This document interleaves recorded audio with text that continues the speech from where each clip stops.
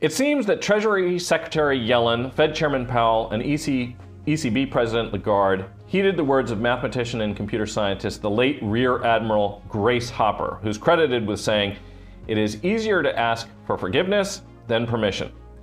These policymakers have painted themselves in a corner, and what they decide to do next has important implications for stocks. We're going to discuss this with a special guest and good friend today on Open Interest.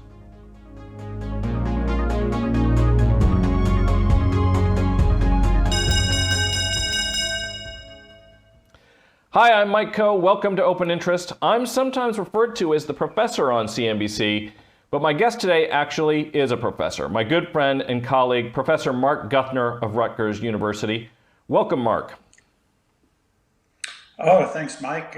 Great to be talking to you and talking about one of my most favorite subjects, finance. Glad to hear it. So today's video will be substantially different. We often refer to the implication of rates and inflation on equity prices, and it's assumed that inflation data will dictate rate policy meant to contain it, and higher rates will discount stocks, perhaps significantly from here. The problem with this assumption, though, is that policymakers have painted themselves into a corner. While the Federal Reserve ostensibly has a dual mandate, price stability and maximum sustainable employment, we no longer have price stability. Unemployment is low, and many job openings remain unfilled. With that in mind, theoretically, the Fed should be acting and aggressively. But it isn't that easy. To illustrate that, I'll quote two excerpts from a Bloomberg article this morning. The headline, "Traders Seeking ECB Backstop Brace for Bond Rout as Hikes Near." And another key statement. Markets aren't convinced the European Central Bank can lift interest rates and keep bond yields of the euro area's most indebted members in check at the same time. This is the needle policymakers are trying to thread. They've been propping up less creditworthy borrowers with printed money. Financial institutions have been relying on that implicit central bank put with their own purchases. We are going to delve primarily into how rates impact the value of equities first. But realize that policymakers may not actually end up following a predictable path. But let's first at least better understand how rates affect equity valuation. Mark, you teach courses on this topic at Rutgers. Could you give us an abbreviated class now? Sure thing. So let's start by just taking a look at first principles, going back to the very beginning, and let's touch on present value analysis. So what is present value analysis? Well, it's telling us what the value of a cash flow in the future is that we might get versus what the value of that cash flow is today. And it makes sense. If I've got $1 in my pocket today, that's worth a lot more than $1 in my pocket 5 years from now. And the reason why is I can always go buy an investment, a bank deposit, earn some interest on my money, and have more dollars 5 years in the future. What present value analysis does is it puts $1 that we get in the future on equal footing with $1 we have in our pocket today. So the simple formula for present value analysis is shown right here on this slide. We've got a cash flow sometime in the future, and in this little example, it's 5 years into the future, and we're going to assume an interest rate of 5%. So if we could invest at 5% for 5 years, what would $100 be worth today if we got that $5 5 years from now? And that number is $78.35. In other words, we could have $78.35 in our pocket today, invest at 5% per year, and end up with $100 5 years from now. Now, if we look at a stock is a series of cash flows. So what we show on the next slide here is that the value investor, and that's the folks like Warren Buffett and others, they want to figure out what a whole stream of dividends is going to look like over the life of a company. You know, if it's 20, 30, 40, and in theory, a company does not have an end. So what is the value of this stream of cash flows over a period of time? And that's what this first intrinsic value formula is suggesting. So we've got a dividend in year one, and we discount it back to 1 year. And then we've got a dividend in year two, and we discount that back by 2 years, and so on. But this is a really cumbersome formula to use, and you really need a spreadsheet if you're going to talk about the value of a series of cash flows over 10, 20, 30, or 50 years. We can start to make some simplifying assumptions, and let's just assume that the dividend grows at a constant rate G over time. So the dividend in year one would be the dividend now plus some growth rate. In the following year, we'll multiply it again by 1 plus an additional growth rate, and so on. So we still get a bit of a complicated formula. But what I show on the next slide is if we do some mathematical gymnastics, we can simplify that formula into anything that we can work on with a simple pencil and paper. So if we know the dividend of a stock now and want to make some assumptions about how fast dividends will grow in the future, we can take that, divide it by some rate of return that is demanded by equity investors, subtract off that growth rate, and we'll get an intrinsic value for a stock. So this is a simple way to go. But all we know here for certain is the dividend rate. We can always look to see what the stock paid or even the dividend paid by the S&P 500 for the past 12 months. But a growth rate is an assumption, and an interest rate or rate of return on the equity is an assumption. So let's take a look at how we get our arms around that. And so the chart on the left-hand side, now this is a little bit complicated, but really what it's telling us is if we look over a 10-year, 30-year, or 50-year time period, what's the actual rate of return we get that's in excess of treasury bills? So of course, sometimes stocks go up, and so we get a big return over treasury bills. And then of course we have bear markets where the returns on equities will be either very low or perhaps even negative. But this nice dark black line kind of in the middle shows that if we average this out over long periods of time, it's actually a fairly stable number or rate of return. So if we look over the past close to 100 years, what is the average excess return we get on equities in addition to the return we get on treasury bills? And that number is about 6.7%. That's just a historical artifact. It's what we averaged in the last 100 years. So I like to take that as a first estimate of what we're likely to do in any given year going forward.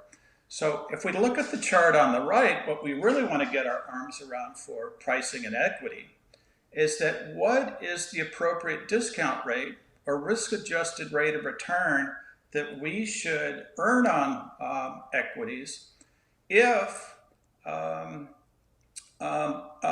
given whatever interest rate level there might be into the marketplace. Because for an equity, we know that the returns are uncertain. So we've got to get a return premium for stepping out into the risk curve to buy an equity.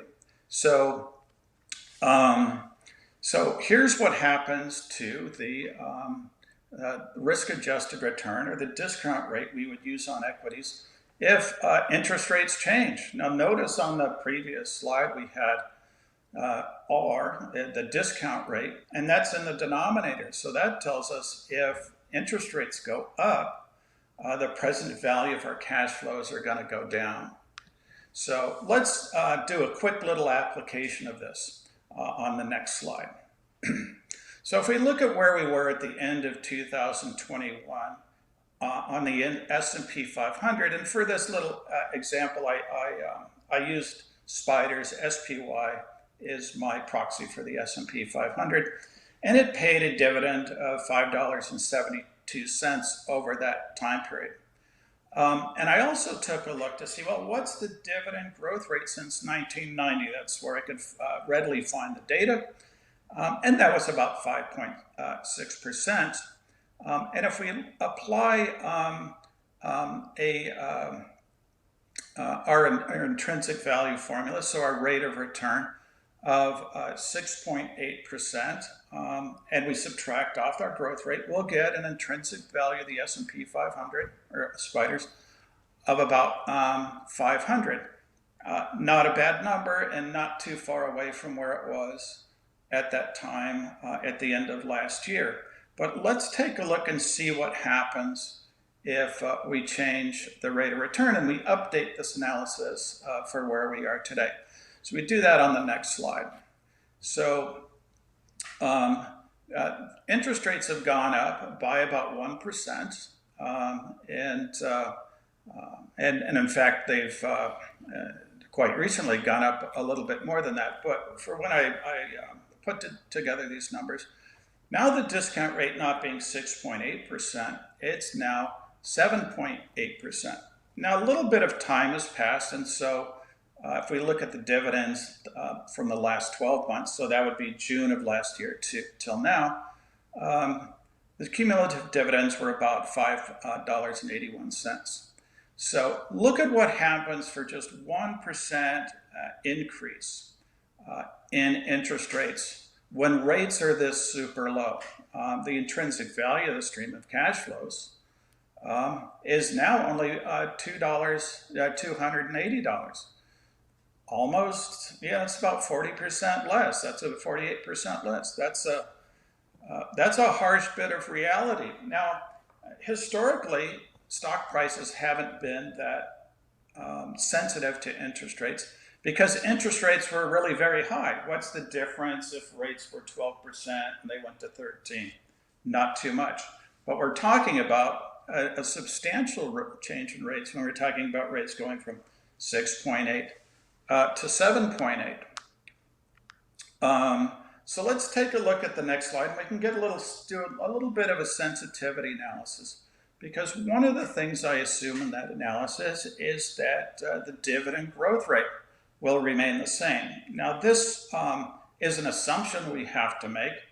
If inflation is going higher, it might be reasonable to assume that the dividend growth rate is going to rise. So if you think about a company's revenues are increasing faster and they're able to maintain their margins, their earnings per share are going to go up faster, and therefore they can pay out a little bit more in dividends. So the dividend growth rate will be faster. So if we kind of take a look at what might be reasonable numbers, let's say rates go to 7.8% and the growth rate rises up to 6.3. Well, maybe the fair value, if you will, of the S&P 500 is $415. So this is the way I like to look at this. Look at all of these sensitivities, because frankly, I don't know what the growth rate and earnings are going to be for the S&P 500 over long periods of time.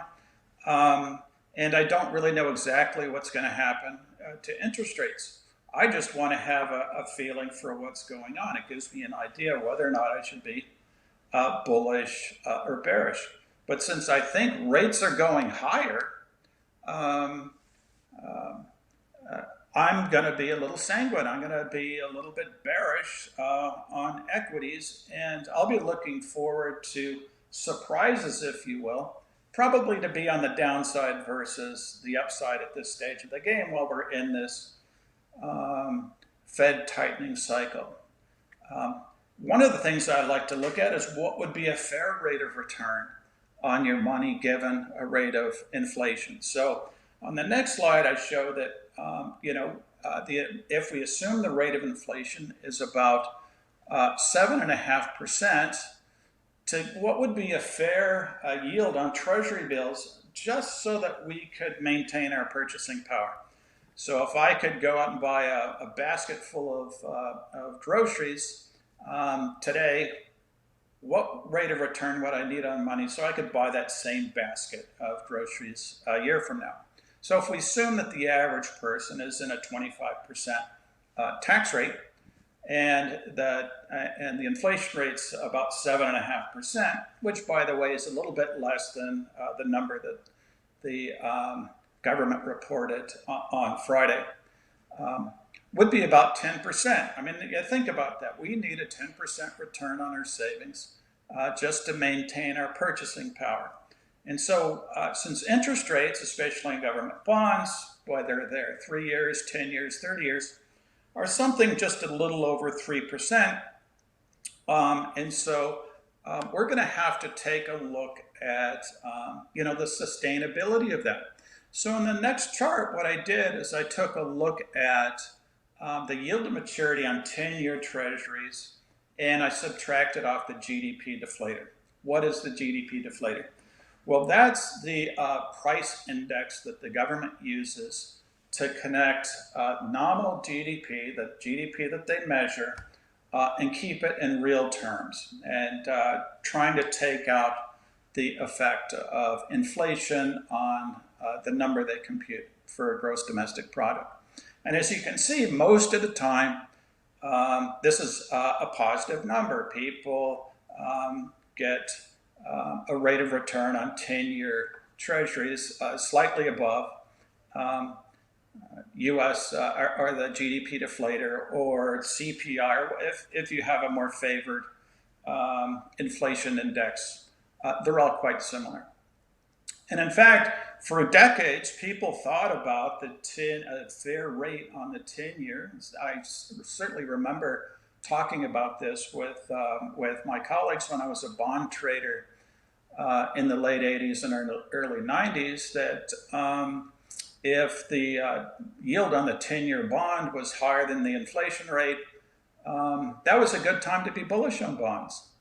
So as you can see, for over this time period, the rate of return on bonds have kind of come down to march a little bit above the GDP deflator until the COVID crisis hit. And this is a period of time, of course, when the government passed out a lot of cash to help people out who lost their jobs during this time period or were temporarily furloughed. And in order to finance that, the government borrowed money from the Federal Reserve. And the Federal Reserve suppressed interest rates, tried to make it as cheap for the government to borrow money as they could. And as you can see right now, this number is really quite negative. So this tells me one of two things are probably going to happen over the next few years. One, either interest rates are going to rise or the inflation rate is going to come down. Now, on the next slide, I kind of show what's happening from the monetary base. What I did is I took the size of the Fed's balance sheet and I divided it by nominal GDP. Now, if we take a look at this, we can see that for a long time it was a fairly stable number. And then the financial crisis hit, and the Fed felt that it was necessary to print some money to help bail out the finance industry. And that happened, and then they kind of settled down and for a period of time. And then they wanted to get the economy going, so they started to grow their balance sheet a little bit faster. Now, later, in the middle of last decade, they tried to ease away, try to balance the size of their balance sheet to the overall size of the economy. Because if money supply grows too fast, that's when we start to see price inflation. So they were doing a decent job of bringing that down. And then once again, COVID did its thing, or the government's response to COVID did its thing. And they printed an egad amount of money. And you can see how the number just goes straight up there in the year 2020. What does this tell me? This tells me that the government or the Federal Reserve has printed money much faster than the growth of the economy. And this is likely, in my view, and in the view of monetary theorists, that the rate of inflation is likely to not be transient, but in fact stick with us for quite a while. And so that tells me that interest rates are probably going to start rising to levels that nobody is really anticipating. And I think if we take a look at the next slide, I think a lot of people are being shocked by how fast rates are rising now. This is the yield on the 2-year Treasury, and this thing is going straight up, just like one of Elon Musk's, rocket ships. And the question is how high is it going to go? And this is really a tough question because a lot of people have borrowed a lot of money, and they're going to have to pay these higher interest rates. The value of equities, of course, are coming under pressure because of these higher interest rates. And the third bit that we haven't seen yet is that real estate is very sensitive to the rates of interest. People buy houses and kind of pick a price based on what they can afford. What's their monthly payment going to be? With higher interest rates, the monthly interest rate's going to be higher. That means they got to pay a lower price, or they can only afford to pay a lower price. So real estate is likely to have some pressures. And then this is the challenge that the Fed has of trying to get its balance sheet under control, get inflation under control without disrupting the financial markets too much. I hope that wasn't too much and too complicated, but that's how I think about the markets as we sit here at this point in time. Yeah, so I think at this point it makes some sense. First of all, thank you very much for that. And I think it's helpful for people to understand when they're thinking about equity prices, how we can just think about valuation. And that brings us really to the question of the rate path that we can anticipate here. We know that policymakers respond very aggressively when they see signs of cracks in the financial markets. Now, the cracks in the financial markets that I'm referring to are cracks on the credit side more than the equity side. We often think, when people think about the Fed put, equity investors have long sort of felt that meant that they were going to be protected. But there is a measure of protection, but that protection generally comes from efforts to protect the financial system. So in the credit crisis, for example, we saw aggressive policy responses because what policymakers realized was that they were putting the entire financial system at risk when large institutions, like Lehman Brothers, for example, when that failed, there were signs that the entire financial system was beginning to come unglued. Commercial paper markets, which corporations rely on to finance their activities day to day, started to come completely undone. And then, of course, later on, we started to see a similar type of a crisis in terms of government borrowing in the weaker borrowers of the Eurozone. So we now have policymakers who are ostensibly supposed to be creating stability for their respective currencies. So for the ECB, that's the euro. For the Federal Reserve, that's the dollar. They're trying to balance that with employment considerations, maximizing employment. And now they're also concerned about completely disrupting the financial markets and disrupting the ability to borrow for less creditworthy borrowers.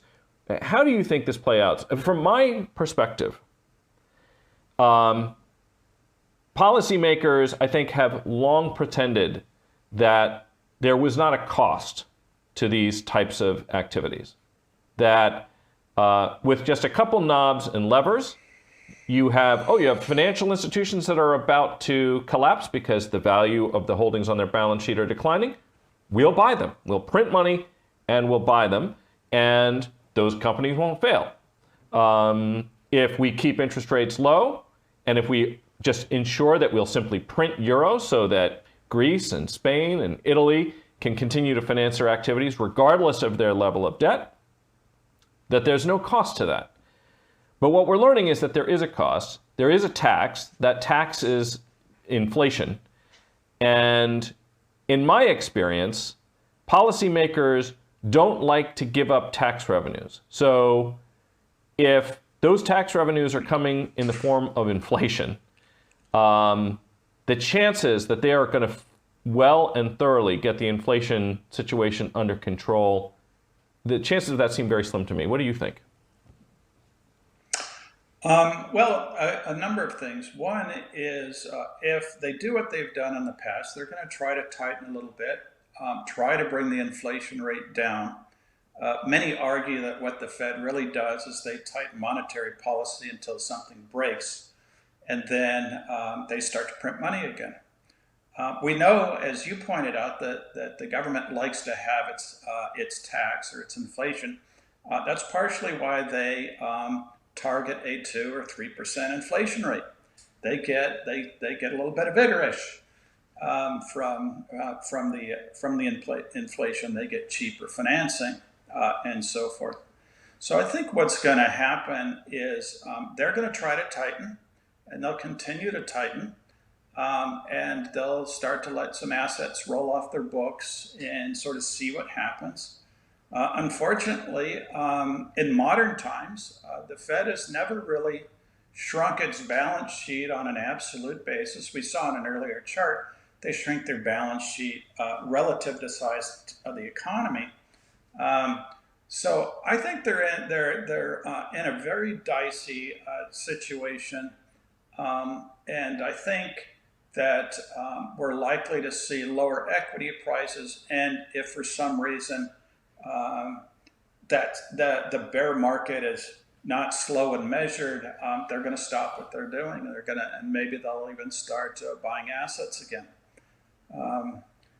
I think their process is going to be very dynamic, and I think it's a bit strange when they say, well, we're going to do these interest rate steps for the next 2 years or whatever. And that seems a little bit bizarre to me, because it seems to me that they're going to respond more in real time to what they see happening on the ground. Yeah, I mean, it's one of the things I think that also I think we have to be aware of, and I don't know, there is a point, and there has been a point in the history of civilizations where these problems get quite beyond the control of policymakers, and you end up with a very unhappy electorate, or if they're not an electorate, an unhappy population. Reining things in would mean some form of austerity somewhere. Now that austerity, from my point of view, can either come from government austerity, and we've seen when government austerity measures have been put into place that people get very unhappy. It is very difficult to rein in government spending. Or it is going to come in the form of individual austerity imposed by devaluing money. You can impose austerity on people unilaterally through inflation, or you can impose it by reining in spending by less creditworthy borrowers. And it seems to me that neither of these are very palatable.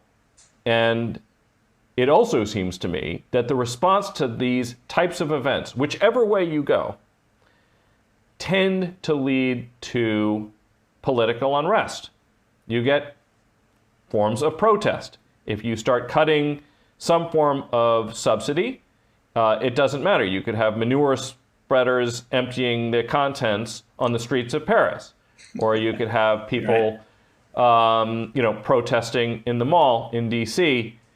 I know that I sometimes sound exceedingly bearish, and I think part of the reason for that is not because I necessarily think that the S&P is going to decline down to, say, 3,400 or 3,350, which I happened to point out before we went live on this video, that was a level that I kind of have in my mind, because it I'm assuming that policymakers are going to try to split the baby here. Is that your take too?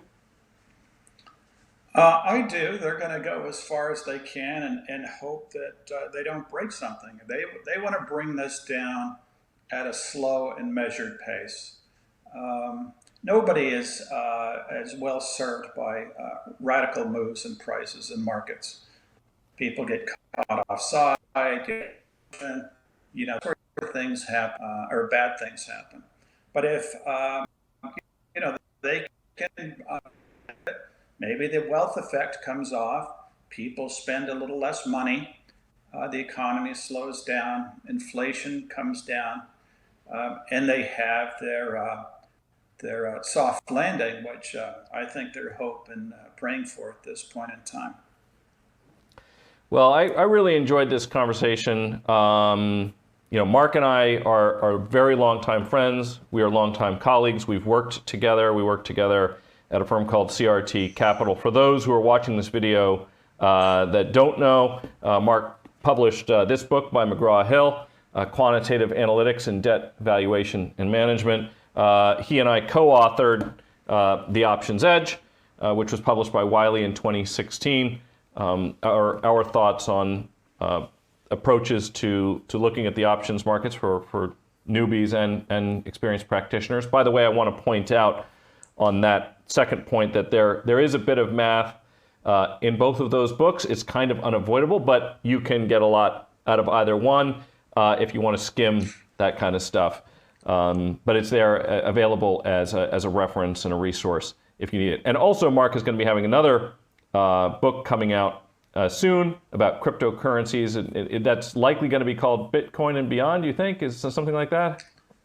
Yeah, that's what I'm thinking at the moment. We're going to talk about monetary systems, how Bitcoin can augment that, but more importantly, how blockchain technology can be applied to other business applications and improve efficiency, transparency, cost of a lot of different things we do, whether it's advertising or whatever. There's a lot of things and security that it can do to help, and that's great.